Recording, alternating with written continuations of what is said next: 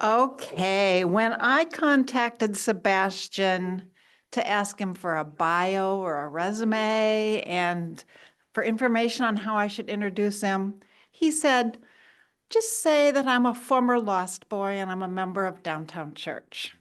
But I can't stop there because Sebastian is so much more to all of us. To me, you are a real symbol of hope. Someone who had a dream, a couple people who had a dream and persevered to make that dream a reality. A dream that has changed thousands and thousands of lives for the better. You're an illustration to me of perseverance. You've been involved in this for almost 20 years from my calculation, and you just keep working and things just keep growing and things just keep getting better. And you are an example of someone who just has never stopped dreaming.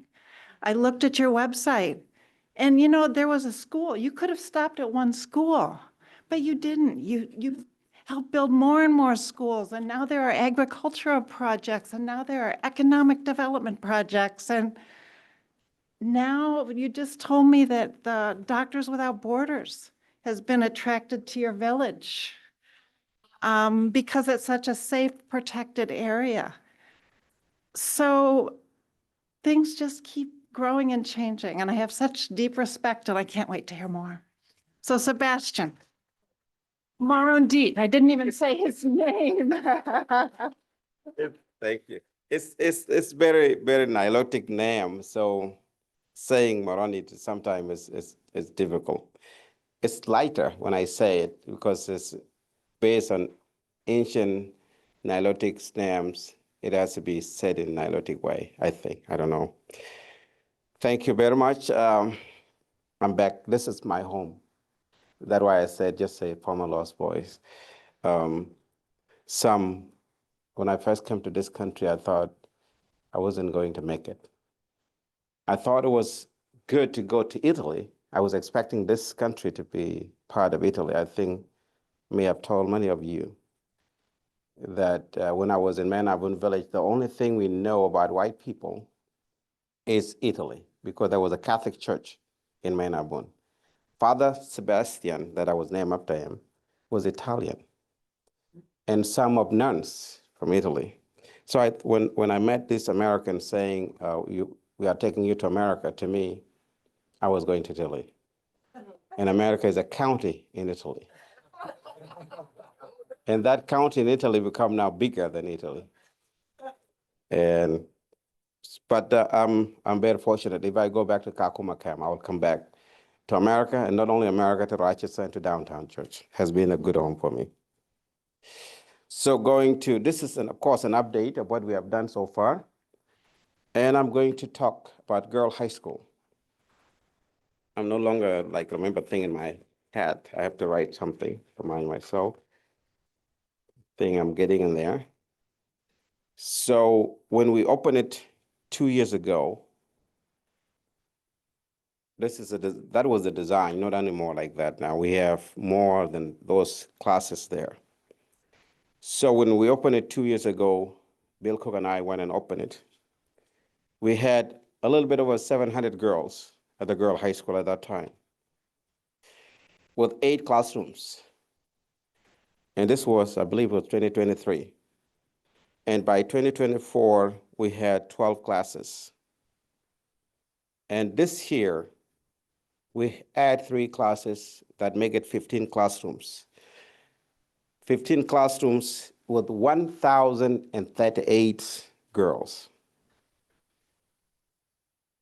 And I just discovered, I had asked the principal to apologize to them and says, from Manabun and outside Manabun. So Sebastian just is curious. I don't want them to feel like I wanted to, take good care of those who are from Manabun.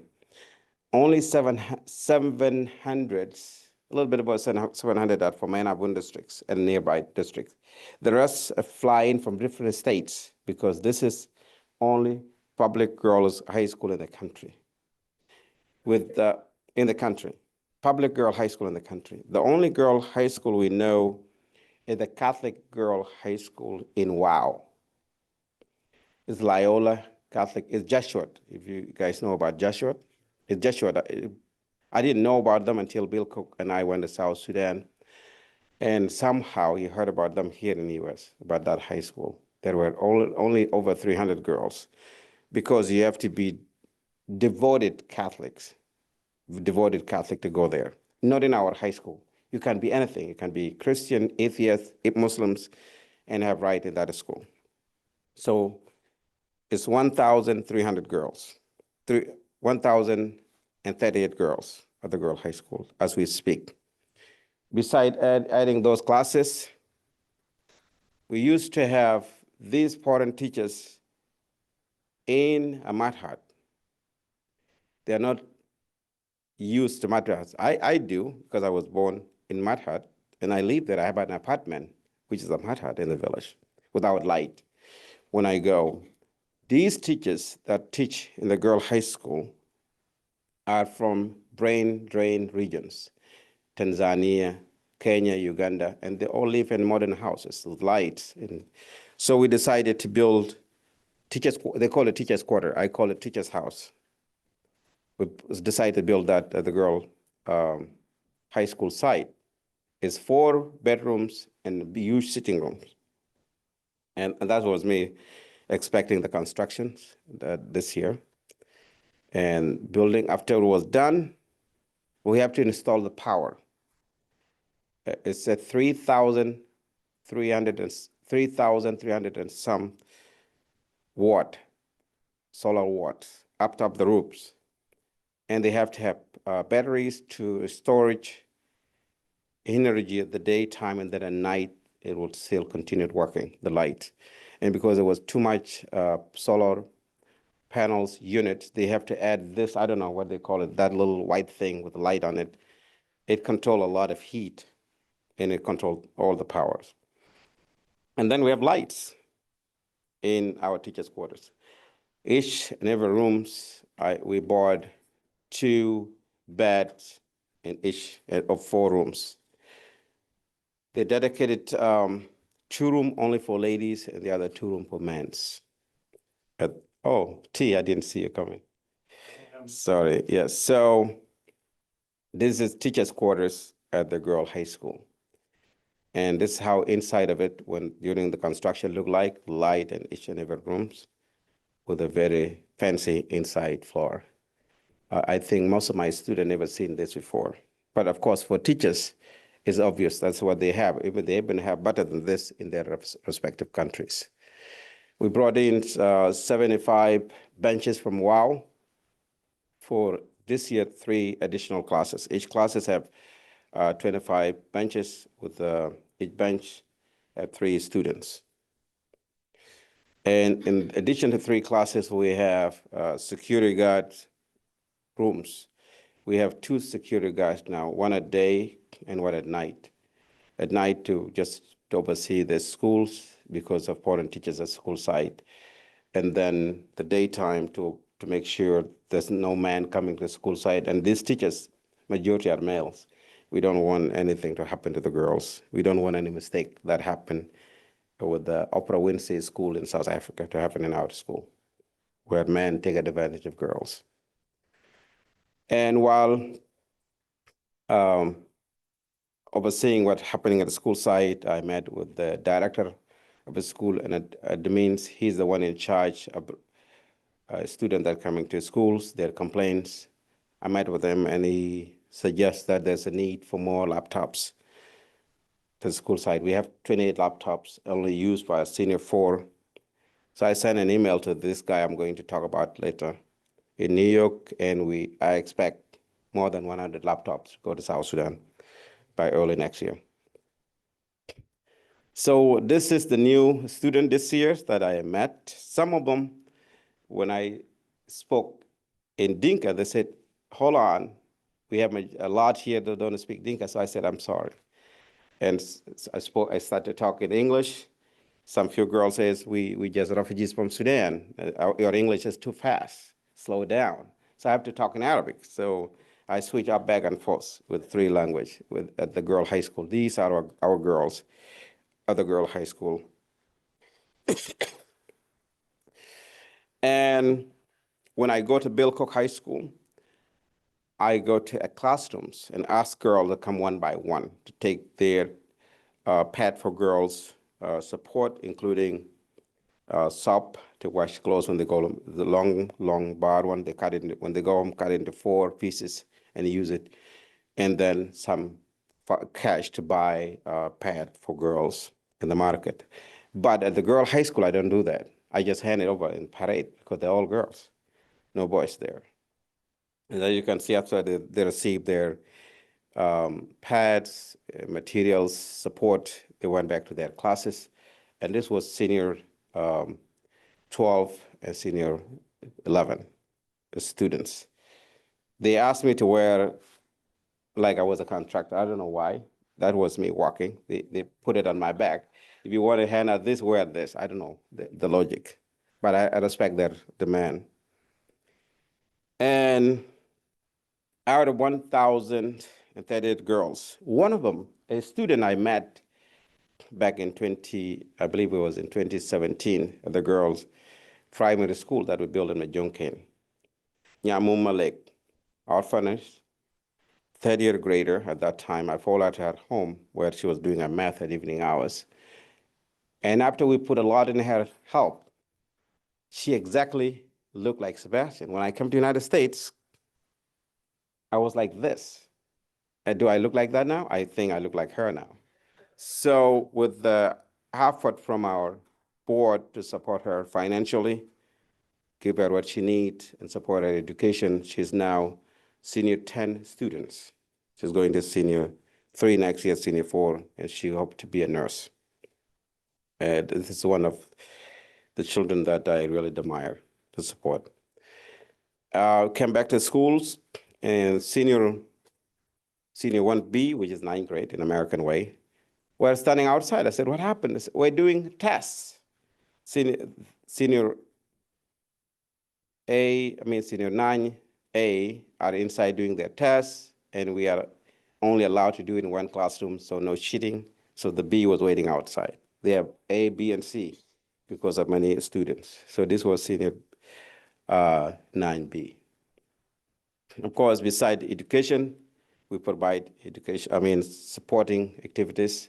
So senior 3 and senior 4, we have senior 4 red for their volleyball team, and senior 3, they have a different color. This is also something that we support our girls. So now what left for the girl high schools? We have all the classes, teacher's office, security guard, teacher's quarters. What left is the library. Library is the only thing left at the girl high school that we will in the future build. And this is the design of it, and there's a space for it already there. This is how, when the building is done, this is inside of it. This is what left at the girl high school. So these were 28 laptops dedicated by vice presidents of engineering department at PGIM. PGIM is a company in New York I didn't know was a very wealthy company until him and I came back to the United States. It's, I think, $1.38 trillion investment real estate in New York. He went to Manabun. And he said that was his first time to have gone to sub-Saharan African country. Yeah. The relation of him and South Sudan is because his father was the ambassador of the United States to Sudan in late 70s, and then to Nigeria in early 80s. So this was the connections. And when Bill Cook was talking in New York City to billionaires, he was one of them. And then he says, I want to go to Manabun. He joined me and we went to Manabun. He dedicated 28 laptops because this director told him about girls having no access to laptop, even though they teach IT, which is technology. We don't have laptop for practical. So he came back and dedicated 28 laptops for senior 4, which is senior 12, And the rest of girls said, what about us? So he says, after I just sent him an email when I was in South Sudan, it said, before I go back, he may be able to dedicate another 100 laptops for our girls, the girl high school.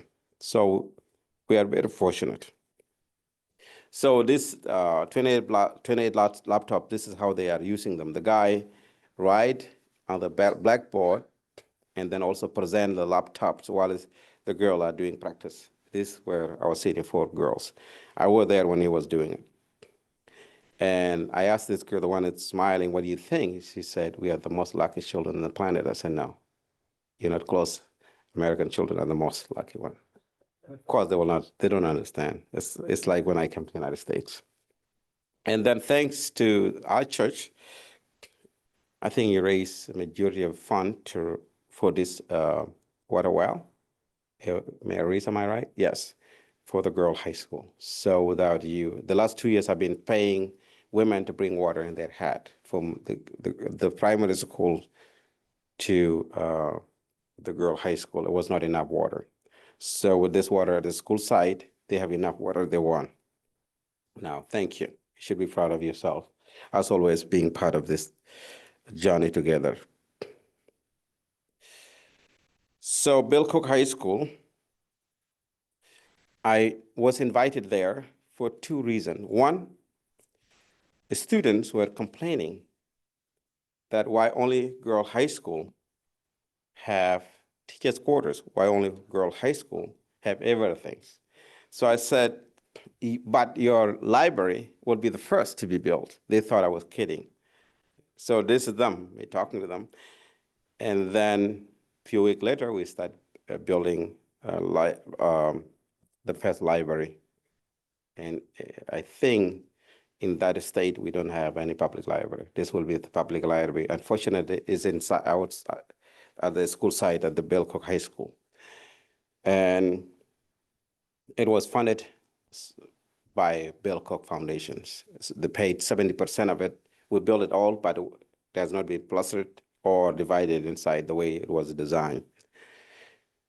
It's still a little bit a lot to do. We named it after Diane King, so it's Diane King Library. So you happen to go to South Sudan, you'll see the sign outside, Diane King Library at Bill Cook High School. Yeah. So they were happy, and also I met the students. These were new students that were who received scholarship from here, and from King family, King, not our King Beck family. King Beck and his son Jeb Beck, I think that's his son name, paid for this student to go to university. So we have now, as of now, 45 students we sponsor to go to university. Four students will actually finish this year. I've been invited to 2 graduations in October, and I think one will be November this year in Juba, South Sudan. One is a girl and one is a boy. I can't wait. And the other 2 are boys. So that's paid for girls. This is how I do it at Bill Cook High School. I call one by one class. Our 2 high schools were approved by the federal government of South Sudan as a center for senior 4 tests nationwide. So 3 states, Warrap, Northern Barghazal, and then Unity State all meet here. There were a few hundred students sleeping in our classes for this exam in December 2024. I was there to see where they sleep and where they used to take tests. It's tests for the whole country. You have to pass this test or you don't go to universities. Some students come from east side of the Nile, some of the other part of the country to sit. Our students that were sitting in senior 4 were part of this exam. So they are now centered because they met the building codes for our building, and the site of building is huge. So we are qualified to be used, and we are honored to be used. Majunker Girl Primary Schools have their former student, the principal of the school. She finished before we built our Bill Cook High School. So she finished and she had a scholarship by, I think it was UNICEF, because she did well at the primary aid, and she was taken to a high school in Wow. And then from high school in Wow, she went to the same university and then went to Juba University for teaching, high teaching a degree. She finished college actually a year ago. And she came back and she said, I want to be the principal. I said, but you need to have experience. She says, I want to be a role model for girls. So I went and met the state leadership to appoint the head deputy with experience and have her as a role model. So she's actually being trained by her deputy to be the future principal of the school. But she's now a principal, like a ceremonial principal of a girl primary school. And girls are so happy about it that their own local girls finish primary school at the Majungan Girl Primary School and be able to come back to be the principal of that school. It's beautiful things. So she visited me near my Tukuls and to thanks for my support. So we sat outside my Tukul on this side where we were sitting. Lima Women's Center, this is a center that was funded by King Beck. And we built it's like 4 rooms altogether, one for meeting, the other for training, the other 2, they made them as storage. The training they use there is including small business training. If you are not educated and you want to be trained out to run a small business, this is where they need to be trained, and also for sewing machines business. And they asked me they wanted to use a sewing machine that need power. So we decided to add power this year. That was solar panels for them, put inside by our engineers that we hired. And the light is on, so they now can use the power of the Women's Center. And they also have water tower where they sell water for their own purpose. And they asked me to add, as you can see on this very beginning picture, the wall was shut. They said, no, we are tall, we're being seen outside, add more. So, yeah, so I add more to that. This is the wall at the door where people get in and out to get water. And this is the behind, so you don't see them inside out anymore. This is where big door is, the same Women's Center. Beside, we also still support agriculture, and mainly tomatoes, okra, green leaves, and other, I don't know how to call them in English. It's the one right here. No, yeah, sorghum is going to come next. This is different Africanized thing they use for soup. They use it in the garden. We have about 38 acres that we help create for women groups. And this garden particularly is not part of our garden. It's very part away. It was solidly funded by a woman from this church, Mary Bookout. Is she here today? Mary Bookout paid for this garden. It's a different women group that write an appeal, can you help us, from different village, more than 10 miles away. So I sent email out and Mary Bookout funded them and actually paid for fencings. The whole thing was paid by Mary Bookout. Thanks to Mary Bookout. I visit and they asked me after it's all done, this was after it's done, and they asked me, sir, do you want to buy some? I said, no, I just came to see, I'm Sebastian. Oh, you're Sebastian. We thought you were American. I said, yeah, I live in America, but I'm not American. To them, I shouldn't look like them. Yeah, that's what I thought, because they're not from Annabone Village to know that actually I'm from Annabone Village. They thought I was an American that with a lot of money to help. This is what they also make. They make grain. American call it grain. We call it sorghum. They make sorghum as well. Sorghum, yeah. And also, this is my favorite. When I go to Jain, I eat this a lot. Is pumpkin. There's a pumpkin. They make pumpkin and beans are all made in this palm by the same woman. This is how a tukul look like.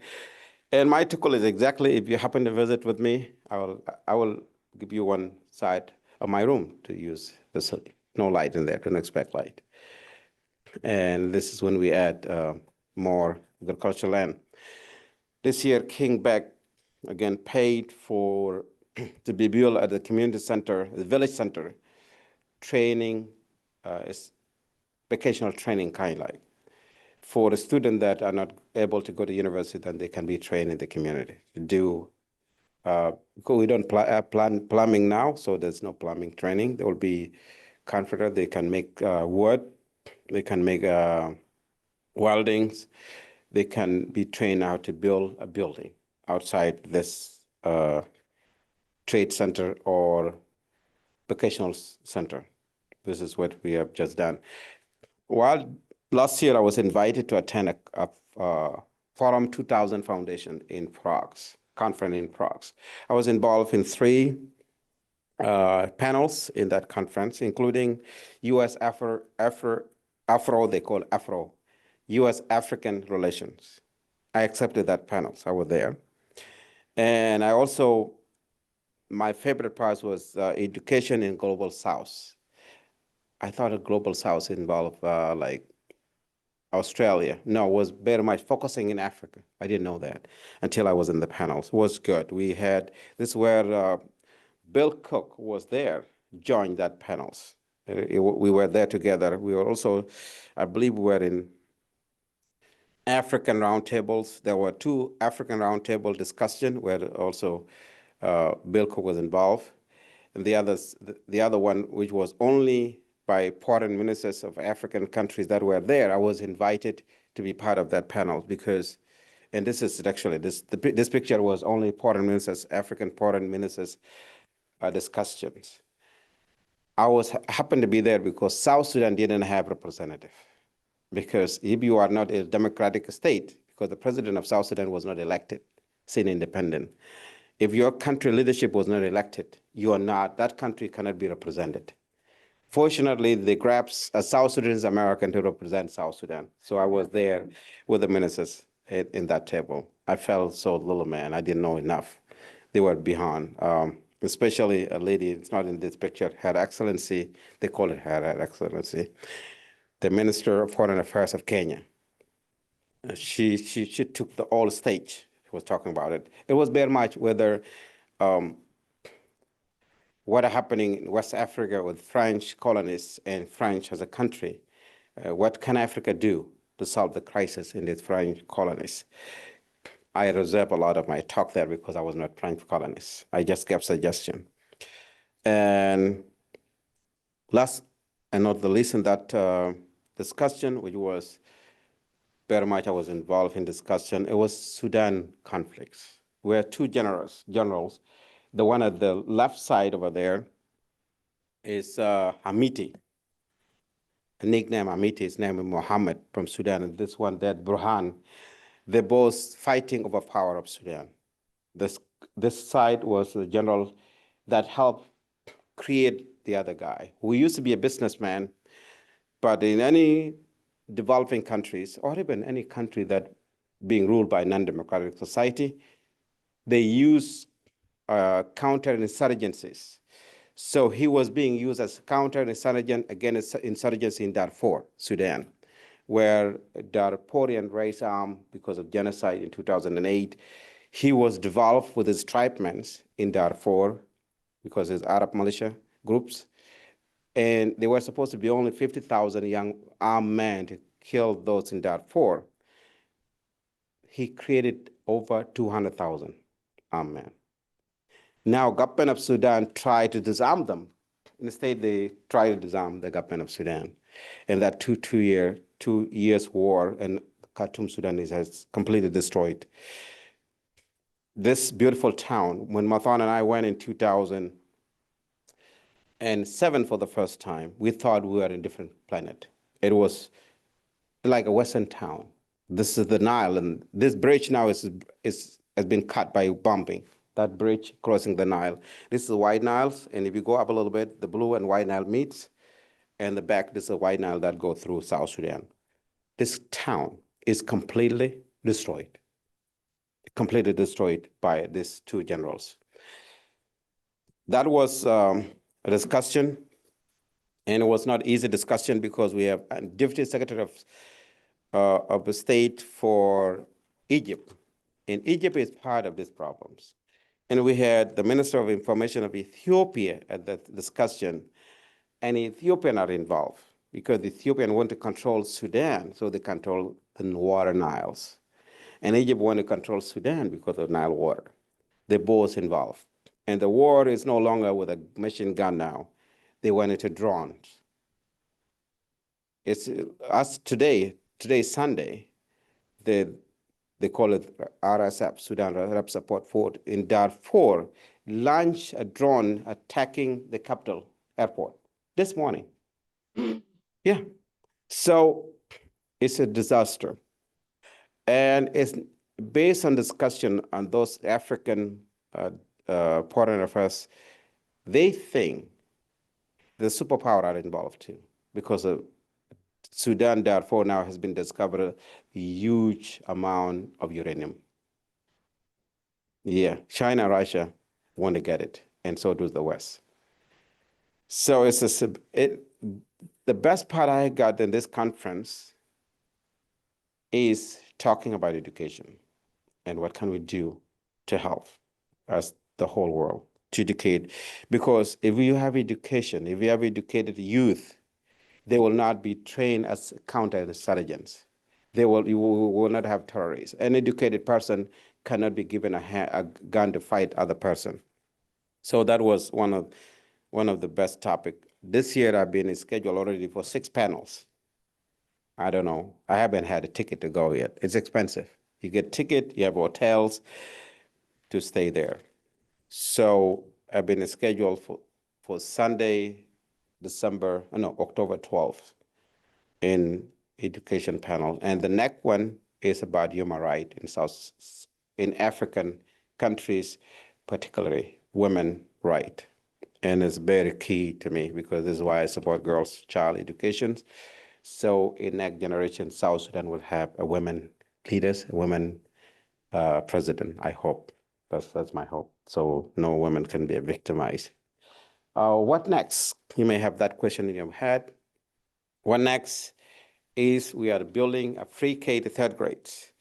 Bill Cook and I were invited by women groups to go to that site. We went to the site, we met little girls, little boys. They have bricks made a year ago, 500,000 bricks ready to build a free K to 3rd grade children. So this is our next project we are building in South Sudan. These were teachers that were laid off in January or beginning of February by USAID. South Sudan budget, 50% of South Sudan budget in Department of Health and Department of Education was apparently being provided by USAID. And most of other agencies, except Doctors Without Borders, which is now in South Sudan, in Mainabun village, the rest of the agencies were being indirectly or directly supported by USAID. I never knew USAID was that influential in South Sudan until this happened. It was suspended. I had a text from a friend who worked for the US Embassy. He says, Sebastian, USAID has been suspended. I said, well, I don't get funding there, so I didn't mind in a minute. 5 days later, I received a letter from Ministry of Education. Do you think you can do anything for Bill Cook High School? I said, what do you mean? We have to lay up all the teachers, especially foreign teachers. The USAID was behind their funding. These foreign teachers at Bill Cook High School were biology, chemistry, math, English teachers, were all from brain drains, paid by USAID. I sent an email to our board members and share emails. Fortunately, we have 3 persons, one donor that doesn't want his name to be leaked out, and then my child from our board, a board member, and then Bill Cook paid for all salaries for 2025 for these teachers to remain at school site. Imagine having a school without English science teachers. That's not a school. That's not a school. A school is to learn science and English language. So thank God we made it this year. Early next year, the government of South Sudan is going to take control all out, including our girl high school. They are going to pay for it. They are now debating to cut some loopholes. Any funding project that they were doing, including road, they are going to suspend it, take it back to healthcare and education for children. And so our school will normally operate. But otherwise, it was a sad news for the country and for the world. I thought I bought it right. I shouldn't say this because I'm a nonprofit organization person, but I thought I bought it right, but it turned out wrong. And we elected our His Excellency to the office. So, and the percentage according to Ministry of Education is now 70%, has dropped. It's dropped from instead of 83%, I was just told. And with this, I'm open for any question you will have for me, for building Manya South Sudan, for anyone. And for my daughters too. Sebastian, you Yeah. talked to me right before this presentation about the number of people, children and families who have come down There- from Sudan to there are South Sudan 1,000 and now are being educated in your schools. There are 1,000 of students, 1,000 of people from Sudan in refugee camps. And then we have a displaced camp. It's supposed to be a refugee camp, but our people see the word refugee as a hutch, like telling someone to feel like isolated. They say returnees from Sudan to make you feel at home. At the high school, we have over 20 children, girls at the girl high school, who are actually not South Sudanese. They are refugees from Sudan. And then our 2 primary schools are being used at afternoon hours. 100 of students from Sudan for English teaching, because they were all being taught in Arabic, English teaching and sciences. So this is what's happening now. And Doctors Without Borders is providing healthcare, and the welfare program is providing food in the village. Thank you for reminding me. I forgot that part. Just to give people a perspective on the scope of what you're doing, Yeah. geographically, how large a country is South Sudan? Approximately how many square miles? Just to give people the fact that you're the only public girls' high school in So the country. I don't know how, the whole Sudan was 1 million miles square, I believe. That's what the whole Sudan before independent. But now I don't know the size of the country, but I do know it's bigger than Kenya. South Sudan is larger than Kenya. Very substantial. It's So the point huge. is, It's a huge country. you're doing a fantastic It's a huge job country. in one spot, but the country is vast and it has a long way to go. I just wanted to I draw s- that to people's attention. And I shouldn't say one other me. quick, now, I would say Downtown Church is the one doing it because it was born here, right? right, It was born by Downtown Church. Yeah. the city that you pointed out was sadly destroyed. I Yeah. didn't hear where specifically that was. Khartoum, denied. Khartoum, Sudan. Khartoum, Sudan. Khartoum. Okay. Khartoum. It was the only most developed city in the whole country, Sudan. Okay. Yeah. Yeah.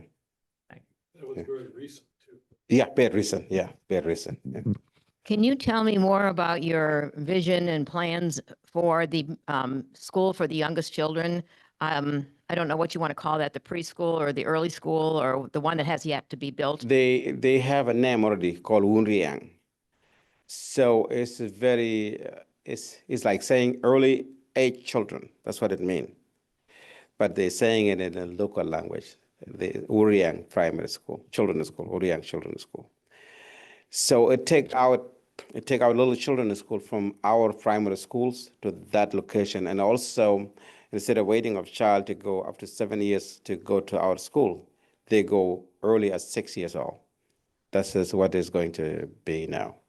And they have teachers already ready by states because it was undergraduate school already existing undergraduate schools, but they're taking 4th graders to 8th grader to our schools and replace it with the little one. When you leave our 2 primary schools, it's like 5 mile both way. So it's kind of like a center of the community. Yeah. And it has not begun to be built. We are going to build it. It has not been built. This is our neck now. We're And- going to build it, yeah. Hopefully, we will start by November this year. I had two things. Now I'm trying to remember what the other one was. Well, I'll say the first one and I'll see if the other one comes back. I- So all of these schools, 2 primary schools, 2 2 high high schools, all the other buildings that we're talking about, those bricks were made by the women in the village. They make them from clay and cow dung Yeah. and anything else, and they're baked. It's a very labor intensive, and when I asked Sebastian about it, he said, the men don't want to do it, it's too much work. Yeah, So that's why the women Yeah. are doing it, but when he gave you the number of bricks that are already ready for the building of the primary school, and each and every one of those buildings has been built that way with the work of the women. And the other thing I wanted to say is we always talk about it as our village, but it's a very large area, 60,000 people, is that about right? 64,000 people 64,000 people. The 2 high schools are 12 miles apart, yeah. apart from each other. So as you try to picture it, it's easy because we keep using the word village, In their perspective, but it's not really, it's a region.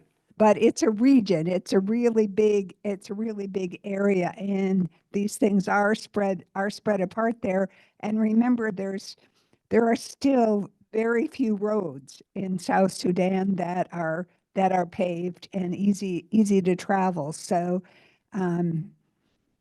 Yeah. this is still a third world country that is developing the very basics. As Sebastian said, these teachers came from other nearby countries where they have electricity.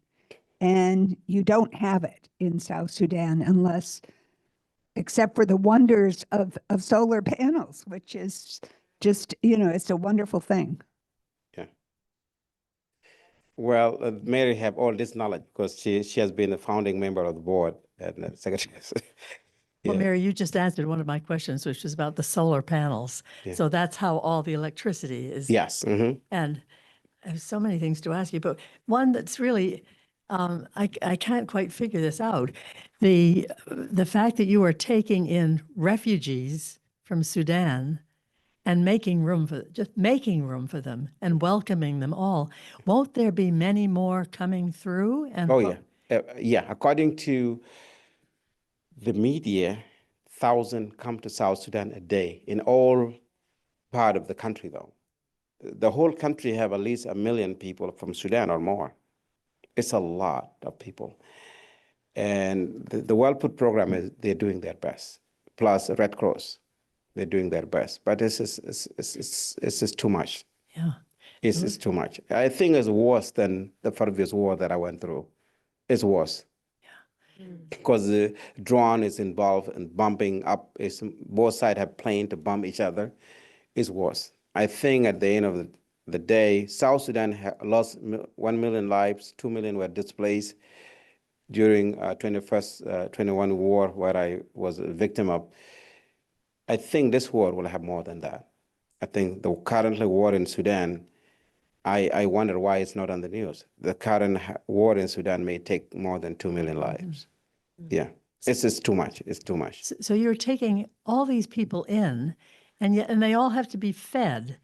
By Well Put program. Yeah. And so please tell us more about that and about land that you might be using for farming and the people who are refugees perhaps contributing to that, which they must. No, because land is very tribal controlled. It's controlled by village chief and assistant chief. So assistant chief dedicated land for only shelter. And the UN provide shelters and water for that camps. They don't farm. They get food from Well Food programs, from the UN to that center. The only thing they get out from UN is using our facilities for the schooling at evening hours. That's the only they get. Otherwise, they don't farm. They don't do anything else but stay in that place as a camping. So they very much refugees. They just use the word returnees to feel, make them feel at home, but they're refugees. Refugees with no rights. Like example, in the United States, a refugee can have a direct support from the U.S. government to have house for them, have a card to use for food, like food stamps. It's not like that. It's completely, you are a refugee, put aside in separate area, and you don't move outside of that area unless accepted by the government. In this case, it was myself, the Minister of Education of South Sudan, and Minister of Foreign Affairs of South Sudan that says any country, any states where there is school, the facilities of those schools should be used at evening hours by refugee students so they cannot forget to go to school. Yeah, it's a very complex situation. Very complex, yeah. Just curious, are the schools reimbursed for the space that they're providing for outside of their own? No, they're not. No. It's just, it's a generosity of, because they don't really lose any. In this part of the world, you will use paid energy. In our school, we have only solar panel, one time paid. And so they feel like they have to help them, so they don't get anything back. And I think they also get benefit from UN too, because our primary school get direct support from WellPut program with food item for little children. Like our early students used to get, they call it Tomajangador. It's an American, I will ask Mathan. Mathan know this. It's something that children eat. It's rich for children to eat. Yes. Well, how do you call it? Yes. They are in South Sudan, funded. They were all donated by USAID. I don't know now that has been stopped. These are used for refugees, students, children, and some is used now for our primary schools, children. I think that's only the benefit they have from the UN. And about USAID, we've heard so much, beginning with that we withdrew funds for USAID, and then we heard that was being reversed, except that yeah. So bring us up to date on that, would you? No, it's when I read that online, that has some food have been reversed. But when I reached out to the Minister of Health, and actually I just talked to the Minister of Finance of South Sudan, he was here a week ago for a World Bank meeting. He says, no. There's nothing from the United States at the moment, nothing. Everything has been completely stopped. They even took the U.S. military experts that were working for the UN mission in South Sudan. They all took them back to U.S., all the workers. And they were being paid by UN. They all took them out. The only thing present in South Sudan as we speak, ambassador and a few employees. The rest is out. They're all out, yeah. It will be a long 4 years. Yes. Your schools are residential, is that correct? The girls come and they stay for the week? Is that how it works? That's a good question. So it's not like that. It's so in that part of culture, very straight culture, if your house was near Manavin village, a stranger with her or his children will come to your house or your compound. It's just a primitive compound. And I will ask you, I have my 2 children going to this school nearby, a mile away or 30, half a mile or quarter mile away. I'm going to build a tukul in your compound. Few years after they finish this high school or this primary school, the matter will be yours. I'll take my children back. This is how. So it's part of the reason why our community is more now populated with a more mathad. In addition to the existing mathad in the community, we bring in a lot of children from different neighboring communities within Menabun even to the same centers where we build our school. So it is not like you move and stay at the school. No, you have to create a mathad in someone's house. And you have to accept that. It's a law tribal law. Yeah. And there's a culture there. You trust someone until they betray your trust, then you kick them out. In America, you have to be trust first. They have to check your background first. There is no such thing, no check of background. Check of background is allow you in, and when you make a mistake, you kick you out. Yes.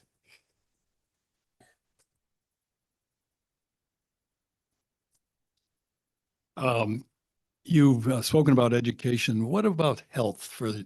How is health delivered? I know the Gates Foundation is heavily invested in Africa, but I never heard you talk about the health of your community. The health is in our village. It used to be under Norwegian aid. And so all the communities across South Sudan, all of the villages, a lot of Western agencies are kind of like controlling the site. So there is a Norwegian aid from Norway organization was the one controlling it's a kind of like a primitive clinic in the Manabun village. Now that area has been taken over by Doctors Without Borders. They create a huge medical facilities. Any disease can be treated there in Manabun village. Moving to different communities. Some are being funded by Gates, like in Jongole, east side of the Niles. And then an American organization, it's like a family organization, is in Lair, which is very next to our village by the Nile side. And then the bigger town is being funded, it was being funded by USAID, which is now in crisis. USAID used to fund a budget of Ministry of Health of South Sudan. 40% was paid by USAID and through South Sudan budget. That has been cut up. I don't know how they're dealing with it now, but they are in crisis. And you have to travel to these locations. Oh yes, oh yes, oh yeah, oh yes. Some don't see doctors. You stay home until when like you're about to die. Can take in the clinic, and sometimes you die there. Sometimes you get lucky and come home. Yeah, it's just horrible. Two things. One, I wanted to switch the subject a little bit. How was your mother, your wife, and your two girls? They're doing good. I was all night with them last night. Every night, 1 a.m. to 2 a.m. That's morning there. I Zoom with my daughters. They think I'm in Manabun. They don't think I'm in US. I don't want to let them know that. They think I'll come next week. I'll keep pushing next week, Yeah. So we talk, we dance, They do a little dance, and I watch them, doing that. My mom live with them now in Wow. Oh, okay. Yeah, I moved her to Wow. She stay with my children while my wife in university. She go to Barghazel University, accounting and finance. Wonderful. Yeah. And the other thing I did just mention to you, and so while I have the microphone, I wanted to mention to everyone gathered here, we have a South Sudanese family in our midst. I can't wait. And John Bop is his name. And they have 7 children. So those of you who are here Easter Sunday, that was all their family. I thought maybe a couple of them were cousins or whatever, but no, their oldest daughter is 19 and their youngest little boy is 2.5 or 3. And they range in between, and they're being supported by Catholic Family. Yeah. Supported to the extent that. Yeah, it's kind of like temporarily. I went through that. Yes, you know what that is like. Yeah, So it's if not you enough. have a chance, Chen speaks English pretty well. Yeah. The rest of them, not so much, but they're all going to school now. And so when you see them, they usually sit in the front of the church. Sometimes it's one because they have to have used bus passes. But Bob and I did drive Chan home last week, and we were invited into the home and again, met everybody, and they are really delightful. So hopefully. Kind of way to meet them because the name is Chan and Pop, the bear Nilotic, the from the Nilotic. The Upper people Nile. No, Nilotic is Dinka, Nuer, Chiluk, Luo, like Obama family. These are the people of Nile, Nilotics. Oh. That's their ancient family tree name. There at one point was one kind of like one community, then divided later on, called Nilotic, the people of Niles. And they've come here by way of Ethiopia. So they Yeah. made their way to Ethiopia. We don't know the circumstances. Yeah, I will talk to them. And they too. were there for 10 years. I can't wait. yeah. We only have learned some of this. How long they've been in the US? They came here in January, just before the doors closed. Oh, like him, 6 months ago. Yeah. They came, I wish they came 8 years ago. Yeah, just the wrong time. I want to talk a little bit more about, or have you talk about the politics in South Sudan versus Sudan. The two generals you showed us From Sudan. are the ones in Sudan. No, they're both in Sudan. They're both in Sudan. They're both fighting in Sudan, yeah. They look awfully much younger than the old pictures. The other one is 46 years old, and the other one is like late 50s. They're young. The older guy has been toppled. He's no longer in power. This is Okay. the young guy fighting. Oh, the young guy. Yeah, Well, young guy.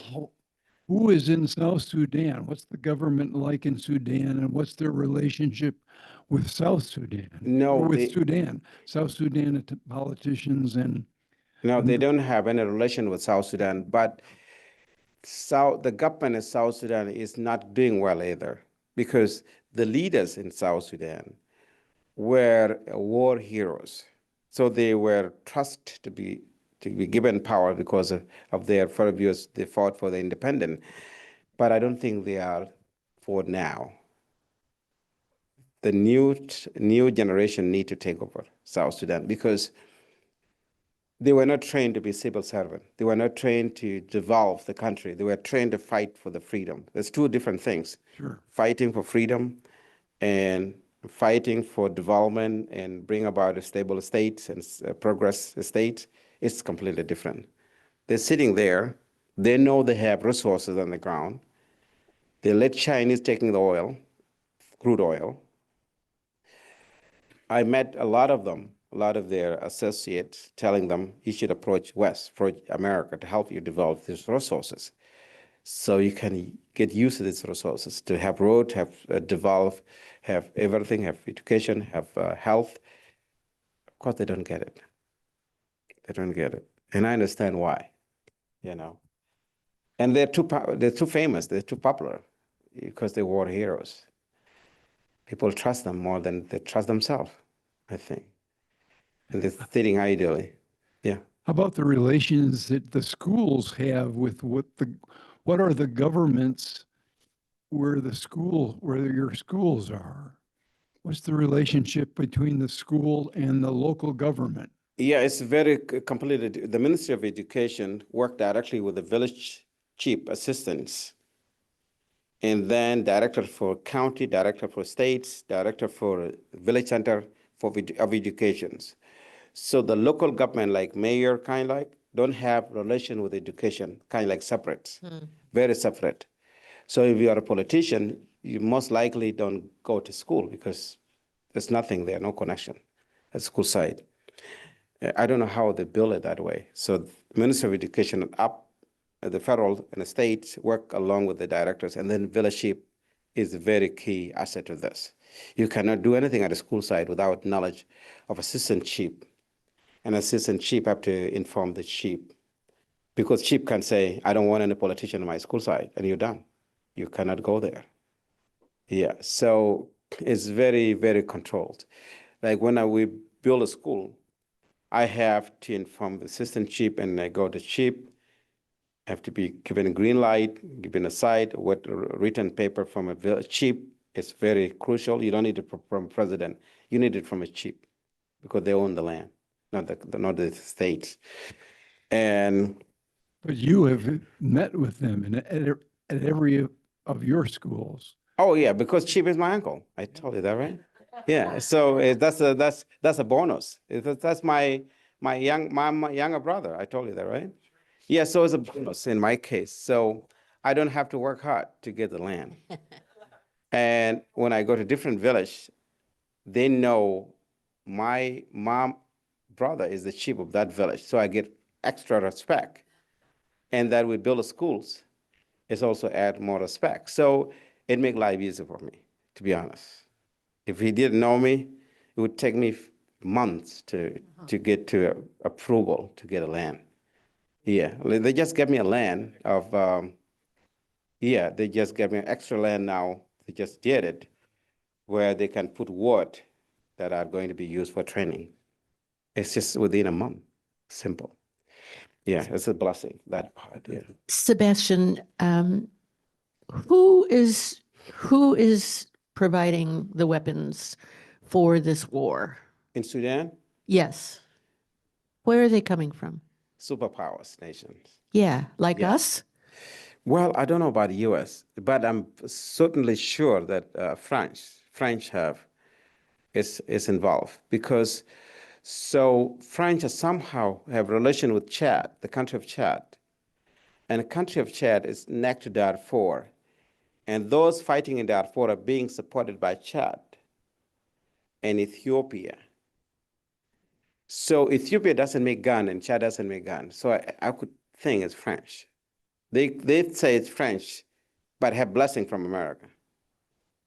America know about this. And then the other general, of course, China is working directly with them. They've been sending their diplomat daylight. They don't even hide it because China want the gold mining. And interestingly, Emirates is involved. I don't know the interest of Emirates. Emirates. Yeah, I don't know the interest behind. Yeah, it's just Sudanese war is more complex and more dangerous than what's going on in Ukraine. I think Ukraine war is close to nothing compared to Sudan. Yeah, Sudan is more deadly. Yeah. Okay, they say time. Can we give two more questions? Okay. Yes. So the culture of South Sudan is such that the families want their girls to become educated. No. We the one pushing. It was a tough choice. I have influenced the village chief to push to make it a law. And then the federal government make it a law. All the children have to go to schools. And then we build a girls separate, we build a school co-op and separate for girls. And then say, hey, if you keep girl at school and have facilities here, then you are in trouble. It's a forceful. Because girls were really being used like when you're 16, you train, 18, you're given out for a marriage. They didn't have choice, but now they have choice. There's a school of facilities for you, unless if girls don't want to go to school. So it's like a force, a polite force. That is the school, why she's home. And we make it a big deal. Yeah, it's untold story, but sometimes I get hatchy there, I get upset because I don't want any girl to be like my mom. Gimti, do you have any question? No? Okay, thank you. Thank you very Sebastian, much.